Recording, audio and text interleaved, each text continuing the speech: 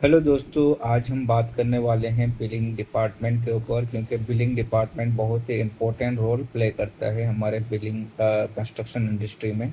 और मैं ये वीडियो इसलिए बना रहा हूँ क्योंकि बहुत सारे एग्जीक्यूशन इंजीनियर जो साइट पे एग्जीक्यूट कराते हैं वो बिलिंग में शिफ्ट होना चाहते हैं। तो बिलिंग में शिफ्ट होने के लिए कौन कौन सी स्किल की रिक्वायरमेंट होती है और कौन कौन सी सॉफ्टवेयर की रिक्वायरमेंट होती है जो आप बिलिंग इंजीनियर बन सकते हैं।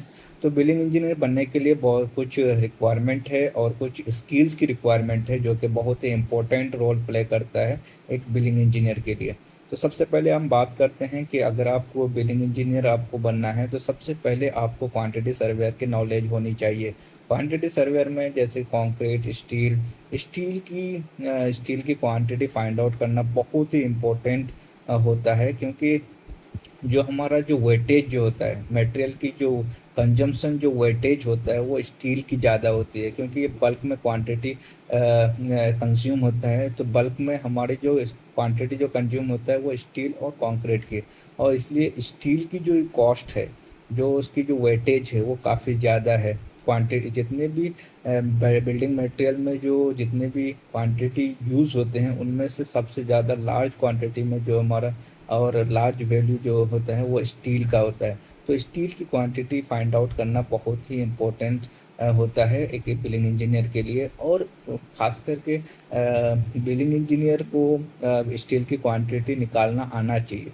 एक्चुअली वो फाइंड आउट करते, जो स्टील की क्वांटिटी जो फाइंड आउट करते हैं वो बीबीएस वाले करते हैं, जिसको बार बेंडिंग शेड्यूल बोलते हैं। और वो बीबीएस के लिए एक सेपरेट इंजीनियर रहते हैं, बीबीएस वाले, जो सिर्फ स्टील की ही क्वांटिटी फाइंड आउट करते हैं। और एक बिलिंग इंजीनियर को कंक्रीटिंग, शटरिंग और स्टील, इन तीनों की क्वांटिटी फाइंड आउट करनी आनी चाहिए, जो कि बहुत ही इम्पोर्टेंट होता है एक बिलिंग इंजीनियर के लिए, और जानना और क्वांटिटी फाइंड आउट करना। उसके बाद आपको उसके लिए क्या करना पड़ता है कि उसमें एक एमबी क्रिएट करना पड़ता है। MB in the sense measurement book बोला जाता है, जिसमें आपको आपको एज पर ड्राइंग, जैसे कि ऑटोकार्ड से जो ड्राइंग हमारा जीएफसी ड्राइंग है, GFC in the sense good for construction. जब तक जीएफसी ड्राइंग आपको ना मिले तब तक आप वर्किंग मत कीजिए। क्यों? क्योंकि जीएफसी ड्राइंग वो, जब तक आपको जीएफसी ड्राइंग नहीं मिलेगा वो मल्टीपल टाइम्स रिवाइज हो सकता है, और रिवाइज हो सकता है तो बहुत सारे एलिमेंट चेंजेस हो सकते हैं। तो आपको जीएफसी ड्राइंग के हिसाब से क्वांटिटी फाइंड आउट करना है, और उसी जीएफसी ड्राइंग के हिसाब से आपको बिल बनाना है। तो बिल बनाने के लिए सबसे पहले आपको एब्स्ट्रैक्ट तैयार करना पड़ता है।